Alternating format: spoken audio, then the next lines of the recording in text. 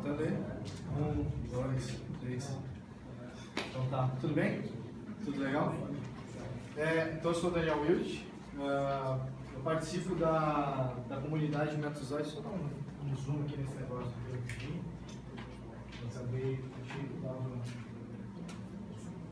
Achei que estava dando zoom ali, mas não foi efetivo. E não tá legal, vocês conseguirem chegar um pouco.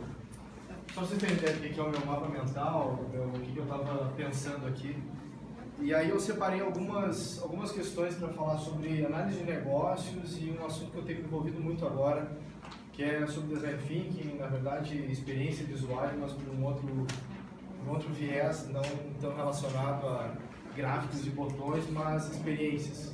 Então, um exemplo, ontem eu estava vindo aqui para o TDC e bateram no meu carro, um ônibus bateu no meu carro.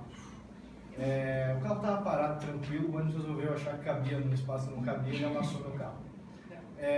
A primeira reação que eu tive, estava chovendo, eu pensei, que droga, essa galera vai ter que descer para pegar um outro ônibus. E aí eu vi que realmente eu estou com problemas, entendeu? Tipo, porque o cara amassou meu carro, eu tinha que vir para o TDC, tinha que iniciar o evento e eu estava preocupado com as pessoas. E eu fiquei, nossa, que legal, porque o papel de analista de negócio eu devia estar preocupado com as pessoas e não com o negócio envolvido. E eu acho que isso pode ser uma questão que o Design Thinking ele trouxe para mim, nessa coisa de como é que eu me engajo com quem está ali, a questão da empatia e tudo mais. Então assim, o Design Thinking ele é uma forma de ação criativa, o Rolf Fast lá, o cara que começou a cunhar esse troço todo, diz isso, uma forma de ação criativa. E aí nas leituras, nos estudos, a gente vai ver assim que o que se busca é ouvir o que não se fala, né, e ver o que as pessoas não fazem. Então, de um modo ou de outro, eu estou tentando, não necessariamente naquela entrevista que eu faço com a pessoa, como é que tem que ser, ou como é que é, ou tudo mais, eu quero muito mais enxergar os comportamentos, o que está acontecendo ali no dia a dia do trabalho das pessoas, como é que elas se comportam, por que elas fazem o que elas fazem, o que leva elas a fazer o que elas fazem. E a coisa começa a desenvolver um pouco por aí. A primeira questão que se trabalha no Design Thinking é buscar empatia. Então eu quero aprender a ouvir a pessoa. Não é só isso, eu quero criar algum tipo de conexão com ela. Eu aponto sempre uma coisa meio que de guts, eu estou tentando criar uma conexão umbilical ali com o que está acontecendo naquela conversa com aquela pessoa, porque eu quero conseguir enxergar mais o que ela está me dizendo. Não só as palavras dela não são suficientes, não trocar e-mail com ela. Né? E a gente quer aumentar esse grau de comunicação. E essa busca pela empatia, porque na verdade eu quero ter um quadradinho certinho de qual é o problema que eu estou resolvendo aqui. Porque as pessoas nos chamam para dar solução. Mas eu quero entender o problema. Qual o problema de verdade que está pegando aqui? Para que daí eu possa começar a derivar em relação a qual é a solução que eu posso dar para isso. Né? Em relação a ferramentas para isso daqui, a gente acaba brincando com protótipos, às vezes, prototipação não só de telas em papel, mas de fluxos. É assim que funciona o fluxo? Como é que é o negócio? Desenha para mim, se a pessoa vai para cá, ela vai para lá, o que ela faz? Quando chega no TDC, ela vai lá para o registro, ela vai, e se ela tiver problema, quem ajuda ela? Né? Hoje me pararam ali, o palestrante, que até vai palestrar aqui na trilha também, tipo, eu não sei chegar onde é que é o negócio. Né? Então, de repente, para quem chega e está na garagem, como é que chega onde é o TDC? Como é que acha o prédio, né? Onde vai acontecer o TDC? A gente começa a ver questões assim. Então, puxa, mas é tão óbvio, tu está dentro do Uniriter e é só chegar lá. Sim, mas para alguém que conhece o Uniriter é fácil chegar onde é o TDC. Quem nunca veio aqui, como é que se acha? Né? Então, essa coisa de, às vezes, fazer pesquisas ou daqui a pouco fazer um processo de shadow, quer dizer, eu me encosto com alguém para ver ela funcionando, ver ela trabalhando, como é que ela faz o trabalho dela e tal, né? Ou situações que eu já percebi, já fiz uma vez, que era fazer a função da pessoa. E aí você nota que merda de software que você faz, né? Porque você está ali testando durante 2 minutos, 3 minutos e tal, depois você automatiza e aí nunca mais você precisa tocar naquele troço, porque está automatizado, e você não vê o maluco fazendo aquele trabalho durante 8 horas seguidas e não sente a dificuldade que ele tem para executar alguma atividade, uma tarefa. Então, passar tempo com as pessoas acaba sendo extremamente útil para poder, por exemplo, detectar esse tipo de coisa, né? E é muito engraçado quando, por exemplo, a gente está com o YouMove aqui, com o aplicativo rodando no evento, eu escrevo, cara, eu achei um defeito, mas não é nada grave. A pessoa está com culpa de vir falar comigo que achou algum problema. Fala, eu quero aprender, eu quero ter cenários novos, eu quero descobrir o que eu não consigo enxergar, né? Mas aí eu tentei tal coisa, não, mas é nada, já consegui fazer funcionar, não me conta. Eu preciso evitar que alguém faça isso daqui a algum tempo, preciso aprender com isso. E a gente tem medo, né? Porque o falhar é um problema, né? Eu tenho que dizer que o cara que falhou, ele se dedicou a fazer um software e ele errou. Ok, mas eu tenho a chance de aprender e melhorar para uma próxima entrega e tudo mais, né? Então buscar um pouco disso, né? O Shadow, eu brinco que é um dia com, né? Vamos praticar um dia com, vamos lá visitar o cliente, vamos passar um dia com ele, trocar uma ideia e tudo mais. Eu tenho tido agora a oportunidade, quando eu fui para São Paulo, no TDC, por exemplo, São Paulo, no dia anterior eu fui visitar clientes. E aí eu vou lá conversar com o cara, e aí, o que você vai fazer aqui? Vai falar do quê? Não, só ouvir, né? Conta aí, o que está pegando? E aí o cara te fala coisas que ele não vai falar no canal de chat, que ele não vai falar no canal primeiro, ele não vai falar em lugar nenhum. Ele vai falar que você está sentado na frente dele tomando um café com ele. E ele está tranquilo ali te contando histórias.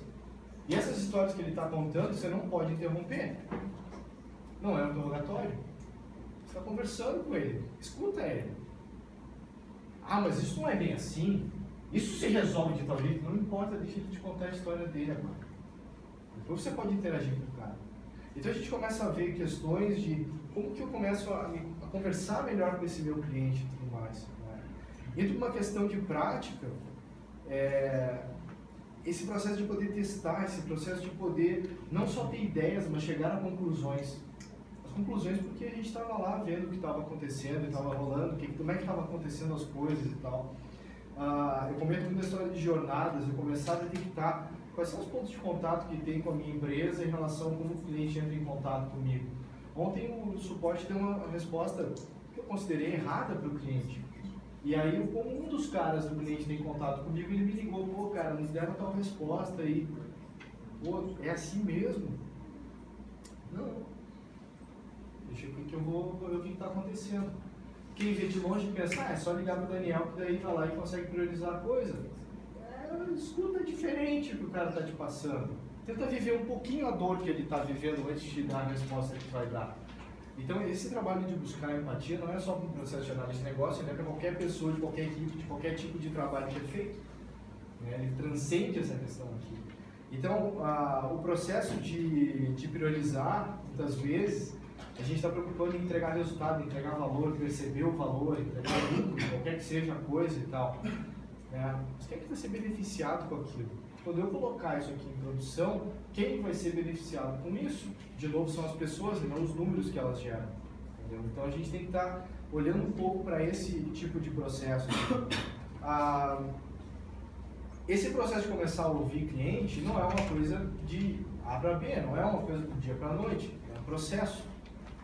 Começar a colocar algumas horas por mês para começar a conversar com o cliente, depois mostrar para a equipe como isso é legal, fazer a equipe se engajar um pouco mais, e aí as coisas começam a entrar um pouco nesse ritmo. Mas eu tenho a chance de entrar no processo de aprendizado e fazer as pessoas perceberem o que elas estão tentando buscar ali no final do dia. No final do dia eu quero um cliente feliz, eu quero um cliente satisfeito, eu quero um cliente dizendo que gosta daquilo que está recebendo da minha equipe. Como a gente está indo? Quase acabando já. E esse processo de priorização vem um pouco disso, sabe? Eu conversar com o cliente, só na conversa com ele eu já sei o que ele está querendo, a ordem que ele está querendo receber as coisas. Ele está trazendo dor, ele está vendo o que está... E mesmo que ele não está trazendo dor, ele está trazendo alguma dor, não dor assim, em relação ao software, mas ao negócio dele. Ele está precisando alcançar um resultado X. E aí você enxerga que a tua solução de tecnologia, ou que não seja de tecnologia, pode ajudar ele a chegar nesse resultado. Então é legal no sentido de poder estar escutando aquilo que o cara está te dizendo, não reclamando do software em si, ou querendo alguma coisa mais do software, mas ele trazendo a realidade do negócio que ele está tocando. E aí a gente consegue conectar as coisas. Eu não quero simplesmente automatizar, eu quero poder enxergar o que está rolando. Tá? A questão das práticas, então, tem esse lance dos baby steps, eu enxergar que é um processo. Semana após semana eu vou estar trazendo algo aqui para ser feito. Né? Quando a gente começa a rodar a história do design thinking, entrar no processo de empatia, descobrir o problema, daqui a pouco eu vou ter ideias, eu vou prototipar, eu vou testar e vou repetir esse ciclo, tá? o processo de fazer o protótipo, de fazer o teste, eu posso tentar coisas do tipo teatralizar um pouco a coisa, fazer alguma coisa de protótipo, mas tentar fazer coisa mais falsa, no sentido de um teste de usabilidade, como é que o cara percebe alguma coisa se ele entregue para ele gostou, não gostou, por que não gostou, não conseguiu fazer tal coisa, como é que faria? Ele te dizer como é que ele faria aquilo ali, pegar essa percepção de mais clientes e aí então propor alguma solução para aquele problema que está sendo trazido, né? E eu acho que é isso, assim, eu coloquei em vermelhinho a palavra prática e teste, porque eu acho que isso aqui está muito relacionado. A gente falou da teoria, porque é assim que o cliente usa, se você não viu, você não sabe. Você pode ter projetado porque falou por telefone com o cara, agora só no dia lá, vendo o cara usando, é que você vai ver se está sendo bom ou ruim. Né? E para mim tem sido legal ter essas conversas com clientes, eles trazem videozinhos, eles mostram as coisas, eles tiram foto. Então a gente vai começando a pegar coisas diferentes, assim. E eu tenho tido a chance de trabalhar com melhorias em ambientes que não tem nada a ver com tecnologia. E aí é mais legal ainda, que a gente mexe e causa melhorias, entendendo os problemas e dando soluções que não mexem em nada de software, só mexem em fluxos de comunicação com as pessoas. E aí é show de bola, porque lá no Manifesto Ágil, né, simplicidade é a arte de maximizar o trabalho que não precisa ser feito. E aí a gente está entregando o nosso serviço, né, conseguindo fazer coisas que de repente não precisam de tecnologia, só processo de comunicação. Né? Eu queria trazer um pouquinho de vocês essa questão do aspecto do design thinking, empatia, problema, acho que é bem por aí. Beleza? Show? Tchau aí quem está assistindo. Valeu.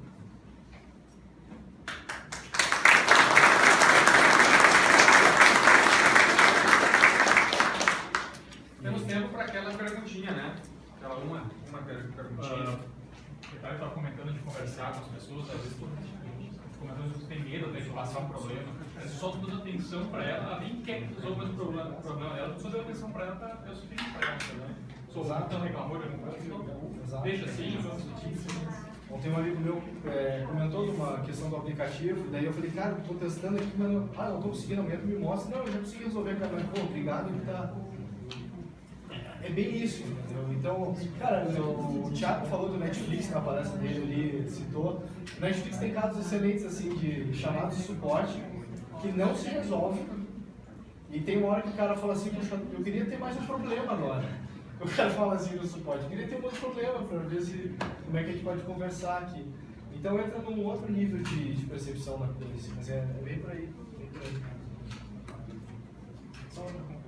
Como é que nascem as oportunidades? As pessoas dos teus times, aí o mundo, elas são incentivadas a fazer um produto novo, lançar uma ideia, é isso? Sabe qual é o problema? O problema é o universo. É tudo aberto. E aí, por ser tudo aberto, ninguém vai. Então, a gente lá vive um problema ao contrário. Por exemplo, uma vez eu ouvi numa palestra da IBM que as ideias morriam pela inércia da gestão.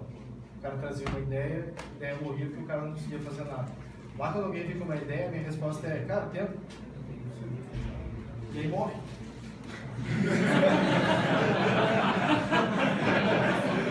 Então, porque as pessoas, elas esperavam de ser não muitas vezes, né? E aí vem no, beleza, pode testar, vou ver o que vai dar. Mas aí, como é que organiza essas ideias? Pode ter uma roadmap? Tem que entrar no fluxo. Então tem que entrar no fluxo, tem que convencer um outro cara que aquilo ali é legal, tem que convencer um cara do atendimento, de repente achar um cliente que tem aquela demanda. É um trabalho, entendeu? Então assim, a gente tenta funcionar com aquele conceito de ser mais horizontal, não ter uma gestão formal, vamos dizer assim. Então ter um processo de convencimento, ele é relativamente complexo. Tem que conseguir engajar pessoas a fim de querer fazer aquilo ali também e a ideia vai crescendo, sabe? Então é estranho, o que eu vou te falar. Não é uma coisa, é uma votação, a gente vai lá, escolhe e tal. Na prática, quem está perseguindo mais as coisas, engajando mais, está conseguindo trazer sua linha de raciocínio para o trabalho. Né? É um pouco por aí.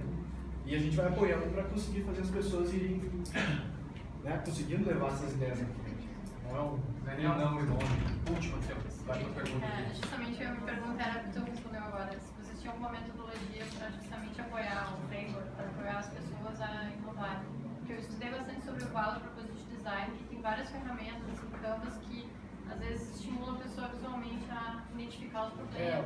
que eu tenho feito, eu lembro assim, quando a gente fazia deploy, os primeiros deploys do Move levavam 5 horas para ser feitos e demoravam, nas madrugadas eram feitos. Não era o time de desenvolvimento que fazia. Chegava 8 horas da manhã, o cliente ligava dizendo que tem um bug. E aí, no outro dia, tinha uma outra equipe que tinha que fazer o deploy, porque aquela primeira estava cansada já. A ação que a gente fez foi colocar o time de desenvolvimento para fazer o deploy. Faz sentido. Está tudo automatizado hoje, o deploy é feito com cliques, etc. e tudo mais. O que está sendo feito agora? O time de desenvolvimento está sendo levado para encarar o cliente. Então, a gente está com um cliente que está com inconsistência, está dando problema lá no cenário que ele tem de uso da plataforma. Cara, tu vai trabalhar lá dentro do cliente e vai ajudar ele a resolver esse negócio. Então, a galera está começando a conseguir enxergar um pouco mais assim, essa comunicação com o cliente e cara, eu estou vendo que está ruim, a gente precisa arrumar, entendeu? Então, isso tem sido bem positivo, não ficar só quem faz papel de análise conversando com o cliente, mas colocar todo mundo para entrar nesse contexto. Não sei se você já falou isso aí, mas todo mundo deveria ser um designer, né? Todo mundo deveria ser analista de negócio também. Eu tenho as skills para isso, não é precisar ser como principal habilidade, mas ter habilidades dele, né? Acho que esse é um lance. Feito? Show, valeu. Obrigado.